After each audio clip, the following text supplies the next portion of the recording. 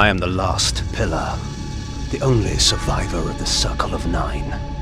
At my whim, the world will be healed or damned.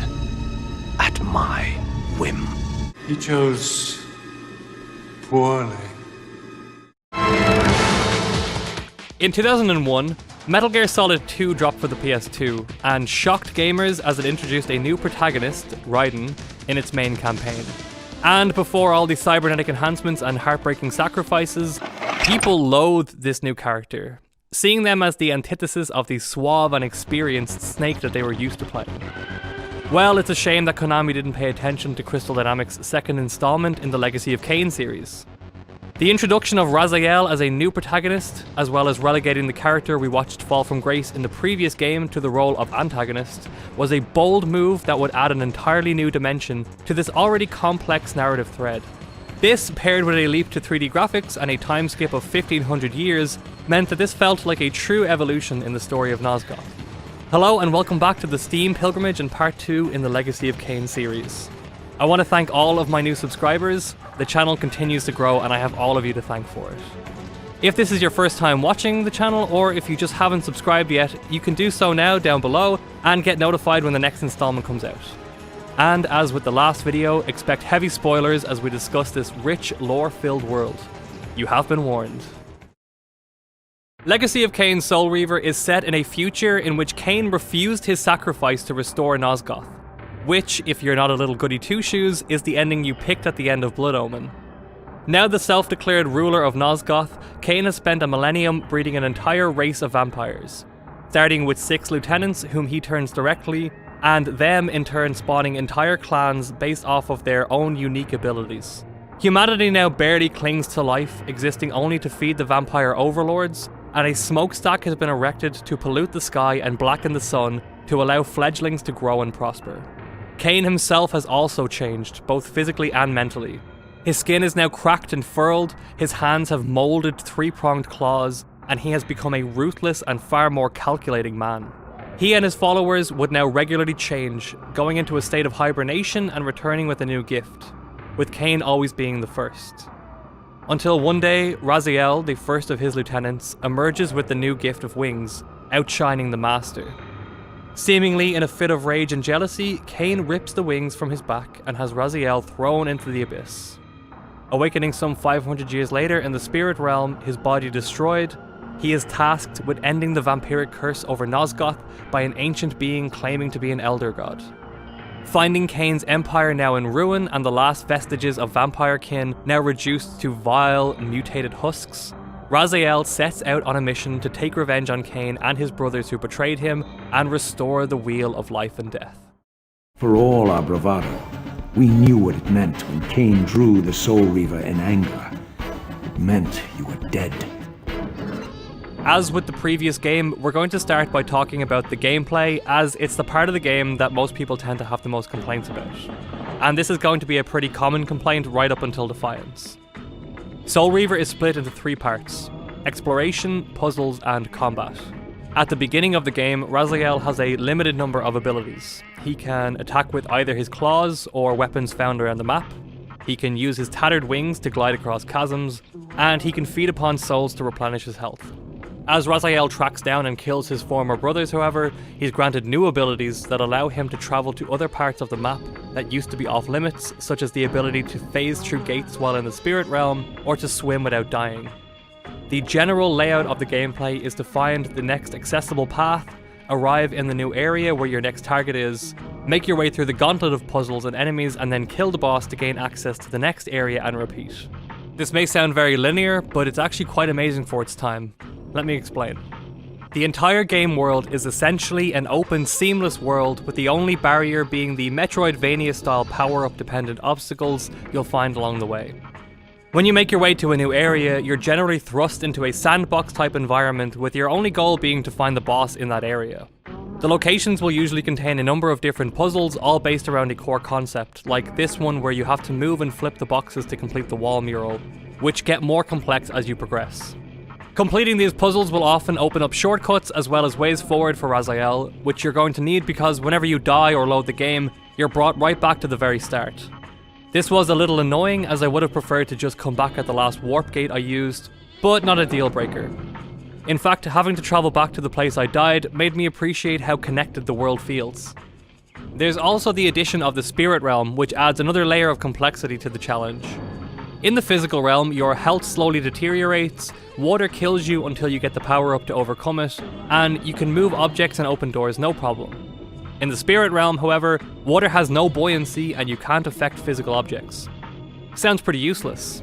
Except the physical properties of things like the environment tend to twist and distort in the spirit realm. This leads to really interesting platform puzzles where otherwise out of reach ledges and landings bend closer or lower to you, allowing you to jump across.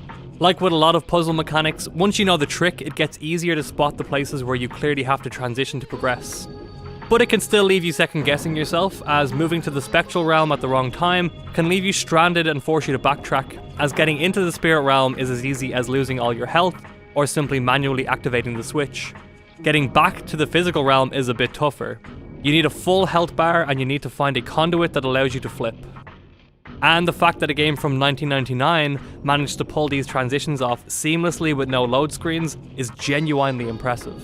The final obstacle blocking your path are the game's enemies. In the spirit realm, there are really only two types, these regular ghoulish bottom feeders and the vampiric ghosts. Both can be dispatched easily and snacked upon to get you back to full health. In the physical realm, you'll occasionally come across the last remnants of humanity. These guys can be killed pretty easily, but if you are going to play through the game, I advise that you try to avoid killing the human enemies. Just see what happens and thank me later. Lastly, there are the most abundant enemies in the game, the vampires. There are different variations in each area you visit, representing the evolutionary path that each clan took to adapt to their environment. Vampires need to be weakened first before being dispatched entirely. Sunlight, water, impalement, and immolation are the ways to go with this. Once a vampire is weakened, you can drive a pole arm through them or pick them up and throw them into an environmental hazard, like a well-placed wall spike. Come on, got me a marlin! Yeah! The combat mechanics themselves are passable, but are very clunky. I'm not going to shit on it too much, considering developers were still trying to wrap their heads around the whole Z-axis thing. Raziel can lock onto an enemy and dodge around waiting for an opening to attack. When I first started playing, I was expecting there to be iframes, and it took me a while to get used to dodging backwards rather than into the blow.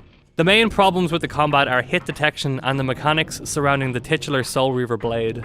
The fixed camera angle makes it really hard to tell if you're close enough to hit the enemy you're locked onto, but inversely, the enemies seem to be able to make contact in some very questionable scenarios.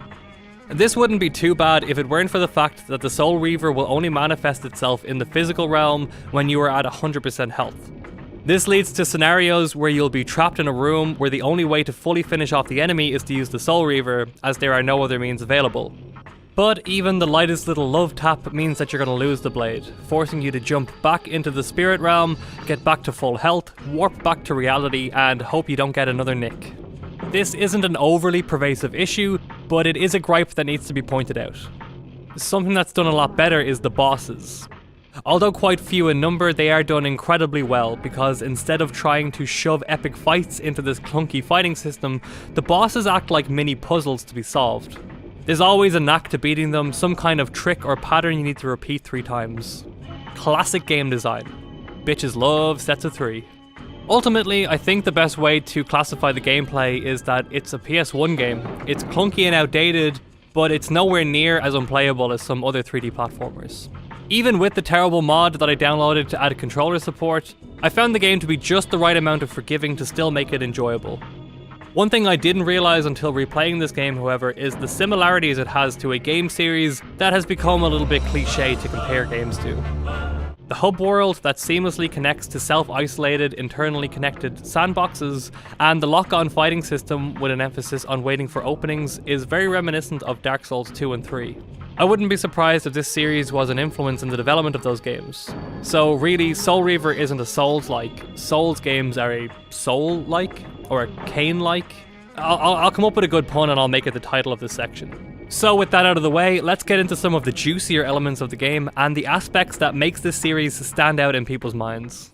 What madness is this? What pitiful form is this that I have come to inhabit? Death would be a release next to this travesty. did not survive the abyss, Raziel. I have only spared you from total dissolution. Soul Reaver feels like a perfect next step in the world of Nosgoth. The choice to set the opening cutscene at the height of Kain's empire, and then to flash forward to the remains immediately sets up an air of mystery and intrigue. Why has Kain seemingly destroyed his own empire, and how has the great vampiric oligarchy fallen into such decay? Raziel discovering this dystopia is a great framing device, as his knowledge of how the world was before Kain's downfall gives us perspective, but simultaneously he's discovering this new world at the same time as us. Just like in Blood Omen, entering a new area will trigger some kind of monologue, explaining the relevance of the location and giving us insight into how Nosgoth fared under Kain's rulership. In his madness, could Kain spare none of his brood? It was not Kain, but Duma's own arrogance that brought the downfall of his clan. This kind of exposition could come across as a cheap narrative dump, if not for the brilliant delivery. How do you top the grandiose, flowery musings of Simon Templeman? You double down and add in another voice acting titan. Michael Bell as Raziel is a perfect addition to the mix of already impressive vocal performances. Rahab, you have adapted well to your environment, for one so maladjusted.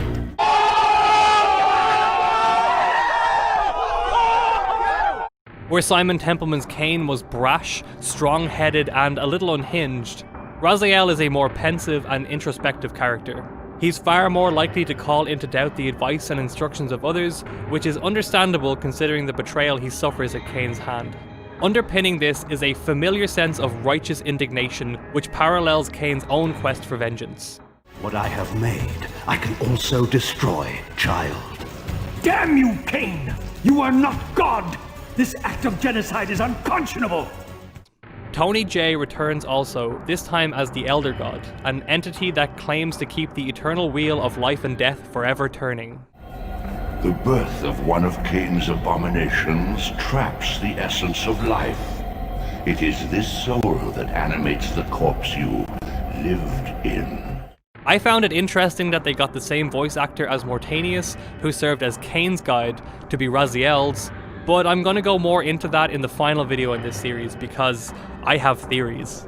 And then there's the newly familiar antagonist in Kain. In Blood Omen, Kain was a naive, power-hungry young noble, hell-bent on a singular task of getting revenge for his untimely death. He will often be rude and aggressive in order to get what he needs, and it's this arrogance that allows him to be manipulated by more cunning forces. This much older Kain, however, seems to know much more about what's ultimately going on, and seems far more focused and contemplative. On a number of separate occasions, he seems to let on to Raziel that he has a grander scheme in mind, and that Raziel's murder was a necessary part of this plan. Simon Templeman portrays this expertly by giving Kain an older, more wizened, and more self-assured demeanor. I must say I'm disappointed in your progress. I imagined you'd be here sooner. Tell me, did it trouble you to murder your brothers? By the end of the game, the erratic way in which Kain acts leaves you questioning his motives and allegiances. On the other side of audio, the music in this game is iconic. Gone are the clumsy 80s synth sounds of the previous game. Instead, they are replaced by fully rendered audio tracks by composer Kurt Harland. The PlayStation version even had dynamic audio, which could layer the different parts of the song depending on how intense the current scene was. This was a technique that would later become an industry standard, but they did it using MIDI before modern conveniences like Fmod. Every track in the game perfectly suits this gothic, industrial, oppressive environment, while keeping the fantasy elements alive. The tracks are both moody and inspiring at the same time and give weight and gravity to even the most mundane fights. The slower pieces also add to the atmosphere of oppressive isolation. Apart from the odd human begging not to be killed, the only people Raziel actually talks to are the remains of his vampiric brothers, Kain and the Elder God. This means that you'll spend long periods of time walking through long abandoned areas. The game is essentially set in the last days of Nosgoth as the world can no longer sustain the corruption brought about by Kain's refusal to restore the Pillars. And this near-apocalyptic world of Nosgoth is a very different one than we saw in Blood Omen. Although we saw glimpses of more modern machinery such as the living armor generator in Malik's Bastion, the world was far more akin to a medieval level of technology. 1500 years later though, and it seems that Kain has brought about the Gothic Industrial Revolution. The entire world is a brilliant mix of influences from different time periods following the medieval era, from the Renaissance-style, almost Roman-type villa that houses the sanctuary of the vampire clans, to the steampunk machinery of the Silent Cathedral. The differences in how the world looks follow a logical and linear progression, as you can see how vampiric culture evolved from copying human aesthetics to eventually coming up with their own. The human dwellings that have been long conquered are grim and bleak places, often strewn with long dead corpses. During his conquering of the world, Kain was clearly a man with a deep sense of irony. He gave places of great significance to his followers, such as grand cathedrals and abbeys, seemingly taking pleasure in the desecration of such reverent locations. He even places his own throne at the heart of the now destroyed pillars of Nosgoth as a symbol of his rebellion against his destiny. Like all great works of art, there's so much symbolism like this that you can be forgiven for maybe reading too much into certain aspects. But the game's tone is so sophisticated, you don't need to worry about being some crackpot on the internet for suggesting outlandish theories. You think the Seraphan were noble? Altruistic? Don't be simple. Their agenda was the same as ours. You are lost in a maze of moral relativism, Kain. These apparitions and portents. What game are you playing now? Any other game trying to pull off dialogue like that would come off as hammy and overindulgent. And yet this entire series manages to pull it off so authentically, which is the real magic behind the Legacy of Kain games. Nothing feels forced, and the world and characters are so well realised that it never breaks your immersion. No character ever does anything stupid just for plot reasons, nothing in the environment is there just because it's cool. These games were a labour of love, and it shows in every second of gameplay. My eyes are opened, Kain. I find no nobility in the unlife you rudely forced on my unwilling corpse. You may have uncovered your past, but you know nothing of it. Okay, this is your last chance. If you don't want any spoilers, you can skip ahead to the summary section. I'll try to keep that as spoiler-free as possible. So, as I outlined already, the game starts with Raziel receiving a new dark curse and inviting the jealous wrath of Kain. After spending nearly 500 years having his body torn apart by the Abyss, Raziel finally awakens to an omniscient voice compelling him to rise. The voice belongs to the Elder God, who tells Raziel that in the time since his second death, the wheel of life and death has almost completely stopped turning. Almost everyone left alive in Nosgoth is an eternal vampire whose souls will never return to the wheel, and this is causing the cataclysmic events that are currently destroying Nosgoth. The Elder God tells Raziel that he is worthy and that he has been resurrected in order to kill Kain and restore balance. After returning to the physical world, Raziel finds the way to Kain and the sanctuary of the vampire clans blocked, and instead goes to find his brother Malchiah. After defeating him and devouring his soul, Raziel is able to pass through barriers and heads to the sanctuary. At the foot of the once intact pillars of Nosgoth, Kain is waiting for Raziel, seemingly already informed of his return. Kain mocks Raziel and tells him that he killed all of Raziel's clan members after his execution, and eventually the two begin to fight, with Kain gaining the upper hand quite quickly with his Soul Reaver blade. When he goes to deal the final blow, however, the blade shatters against Raziel, and Kain vanishes, satisfied that everything has gone according to his plan. I swore I saw a glint of satisfaction in Kain's eye when the Soul Reaver was destroyed. Raziel now finds a spectral version of the blade has attached itself to him. The ghost of the Balance Guardian Ariel seems to still haunt the pillars, and she presents herself to Raziel, telling him about Kain's refusal to sacrifice himself, and how this is what has led to the decay of the world. Raziel continues on, killing another of his brothers before making his way to the tomb of the Seraphan, the order of vampire slayers that was murdered by Vorador in the opening of Blood Omen. Raziel finds the names of his brothers as well as his own name marked on the open tombs. Raziel now realizes that each of Kain's 6 lieutenants were actually members of the Seraphan order that were turned in another example of cruel irony that Kain is so fond of. Raziel continues his quest, killing 2 more of his brothers before tracking Kain down to the Cave of the Oracle, which was Mobius's lair from Blood Omen. In a secret chamber, Raziel eventually finds Kain about to activate the Chronoplast, the time travel machine that gave Mobius his power. Again, Kain seems to be expecting Raziel, and upon being confronted on his ability to predict events, explains that this machine allowed Kain to look through all of the possible threads of time.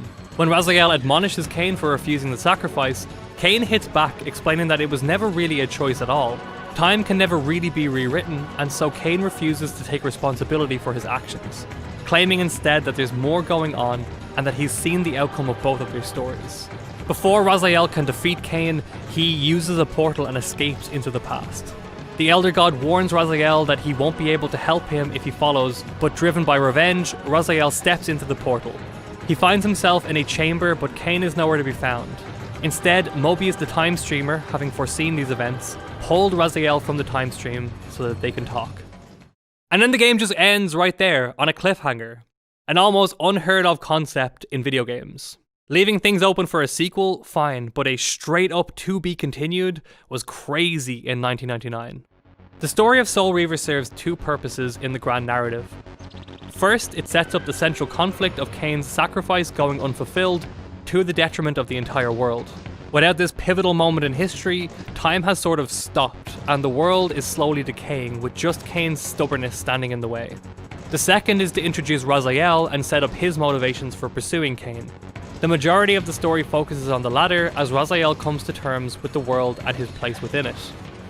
Raziel begins the game on a plot for revenge for himself and his clan, still fully accepting of his existence as a vampire. His meeting with Ariel and the words of the Elder God somewhat sway him into killing Kain for altruistic reasons, but he remains largely motivated by vengeance. It's only at his discovery of his Seraphin heritage that Raziel seems to become disillusioned, to the point of actually trying to take the moral high ground, using his Seraphin pedigree as reason. His willingness to so quickly align himself with an order just to oppose Kain is a testament to the kind of turmoil he's going through. For example, when he first meets Kain, he accuses him of genocide, which is exactly the same thing the Seraphin wanted for the vampires. One of the beautiful things about Soul Reaver is how its story beats somewhat follow the same as Kain's. An unjust murder, resurrection in a new form, a plot for revenge, and the main protagonist unwittingly playing into the hands of the people orchestrating it all. Being about time travel, these kinds of parallel events reinforce the cyclical nature of the world. So it's a well-known fact by now that the game was left unfinished, with a wealth of cut content. The original game was supposed to end in a third battle with Kain and Raziel using the organ at the cathedral to wipe out all vampires left in Nosgoth. And thank the Elder God they didn't. Even though this meant that this game is quite short, it delivered a perfect vignette setting up the rest of the series, while also pulling off one of gaming's greatest cliffhangers. Because although this could have completed the story of both games in a perfect circle, with Kain's death and manipulation leading him to doing the same to someone else, and then that eventually being his downfall, this doesn't come close to the level of twist about to come. But you'll have to check back next time for that. To know that the fate of the world hangs dependent on the advisedness of my every deed? Can you even begin to conceive what action you would take in my position? I would choose integrity, Kain. I first played this game when I was a child, and it used to scare the crap out of me. And looking back at it now, I can both see why it did and also don't understand. The game is sort of like an old horror film, like the original Mummy. It's kind of campy and cheesy, and the monsters don't look real, and the graphics are kind of strange, but when you get engrossed into it, it's still an immersive experience that can chill your bones. Soul Reaver harkens back to a time when games weren't afraid to be different and ambitious. This is a game that respects your intelligence and doesn't hold your hand. If you're not paying attention when a character tells you where you need to go next, you could be lost for hours. The story is already a moral quagmire and a narrative web of character motivations that are constantly at odds with each other, and it's only going to get more complicated as the series goes on. People who've watched my videos for a little while now are probably noticing that I'm telling a lot less jokes in these videos because I genuinely think that this game series deserves a certain amount of reverence. It set the stage for what games could have been, and it's kind of sad to see nowadays big budget games trying to capture the same sort of magic that Soul Reaver did so long ago. This game series was sort of like lightning in a bottle, and I don't think we're ever going to get to a stage where we can authentically recreate it. But we're not going to start eulogizing the series just yet. We'll wait until the very end for that. As for Soul Reaver as a standalone game, it's actually a pretty good place to start if you want to get into the Legacy of Kain series. Blood Omen can throw people off a little bit with its outdated style and graphics, but Soul Reaver does enough to set up all the main narrative threads that you're going to need going forward. It was really nice to play through Blood Omen, which I never had before, and see all the little nods, such as Nutraptor's retreat in one of the secret areas, Malik's name written on the Seraphim Knight's tombs and things like that. But if the gameplay of Blood Omen is putting you off, Soul Reaver is a fine way to introduce yourself to the series. It's not completely hiccup-free, you're going to have to spend some time tweaking settings, maybe you'll have to emulate it. The Dreamcast version I've heard is supposed to be the best one to emulate. I had some problems with mods, especially for controller support and widescreen support, but it's playable, you can do it, and with a little bit of TLC, you'll have a great experience, and by the time you get to Soul Reaver 2, things will be even better.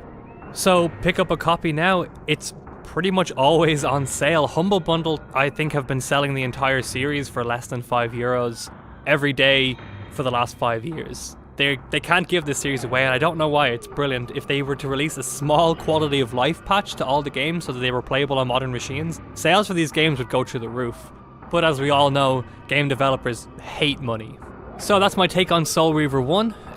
Let me know what you think about the game down in the comments. I'm sure if you're watching this video, you're probably an Uber fan. Check back next time for Soul Reaver 2, where we're going to be diving deep into the paradox-filled world of early Nosgoth. As always, thank you so much for watching, and keep hacking away at that backlog.